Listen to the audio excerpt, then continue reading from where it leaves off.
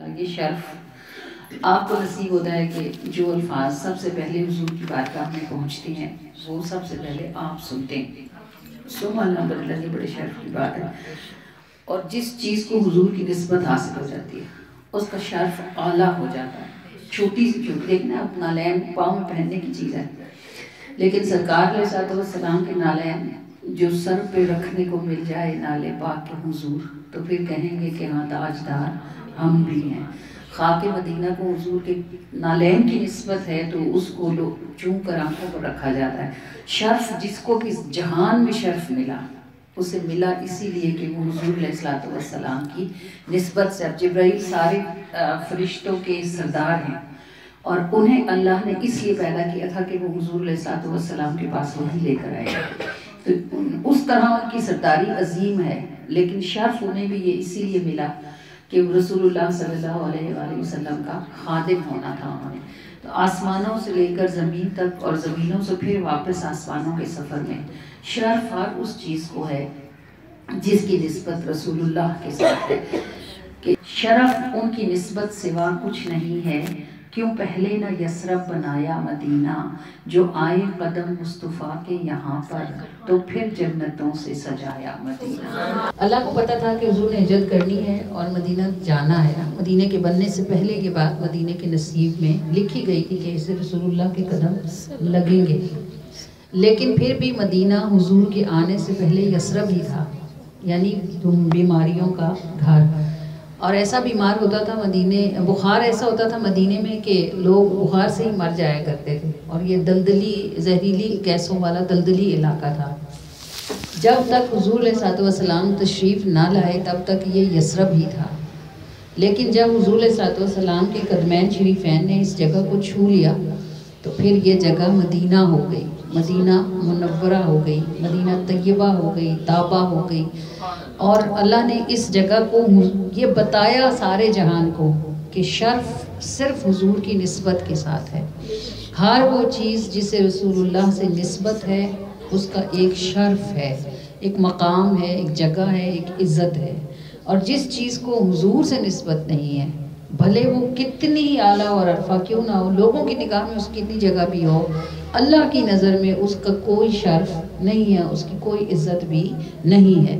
کہ شرف ان کی نسبت سوا کچھ نہیں ہے، کیوں پہلے نہ یثرب بنایا مدینہ، جو آئے قدم مصطفیٰ کے یہاں پر تو پھر جنتوں سے سجایا مدینہ. اور سکندر بہت تھے مقدر تھا تیرا، جو تجھ کو ملا کس نے پایا مدینہ، تہے خاک تجھ میں گلابوں کے تختے، فرش موتیوں کا بچھایا مدینہ. جنت جو اتری ہوئی ہے تو ظاہر ہے کہ مدینے جو اوپر سے مدینہ نظر آتا ہے وہ اندر سے تو ہے نہیں. کہ تہے خاک تجھ میں گلابوں کے تختے، فرش موتیوں کا بچھایا مدینہ، جسے سن کے دل کو ہے ٹھنڈک سی آتی، وہ نوری ہے تو نے چھپایا مدینہ. تو محبوب رب کا بچھونا ہوا ہے، کیا جلوہ ہے تجھ میں سمایا مدینہ. اور جو جیتے میں آقا مرا تم پہ ہر دم، پس مرگ اس کو سلایا مدینہ. وہی جیت کر اس جہاں سے گیا ہے، محبت سے جس نے کمایا مدینہ. شرف ان کی نسبت، اللہ کرے آپ کو میری بات سمجھ آئے اور اللہ کرے کہ ہمیں جب سمجھ آئے تو پھر ہم اس بات کو اٹھائیں. ہم کیسی کیسی چیزوں میں عزتیں ڈھونڈتے رہتے ہیں، ڈگریوں میں عزتیں ڈھونڈتے رہتے ہیں، کپڑوں میں عزتیں ڈھونڈتے رہتے ہیں، گھروں میں عزتیں ڈھونڈتے رہتے ہیں، تعلقات میں، جی فلاں بندے کے ساتھ ہمارے بڑے تعلقات ہیں. شرف یہ ہے، حضرت بلال حبشی تھے، غلام تھے، نسل پیچھے سے کسی کو پتہ نہیں تھی، مگر جہان میں کوئی بلال جیسا دوسرا بھی نہیں ہوا. اور جہاں لوگ اپنے بچوں کے نام بلال کے نام پر رکھتے اور حسرت کرتے ہیں کہ اللہ نے جو عشق ان کو عطا فرمایا تھا اس کا ایک ذرے کا ایک ذرہ بھی اللہ پاک ہمیں نصیب فرمائے. تو یہ جو شرف ہے یہ حضور علیہ السلام کی نسبت کے ساتھ ہے. اللہ کریم ہمیں سمجھنے کی بھی توفیق عطا فرمائے اور اللہ کریم ہم کو اٹھانے یہاں سے ساتھ لے جانے کی بھی توفیق عطا فرمائے.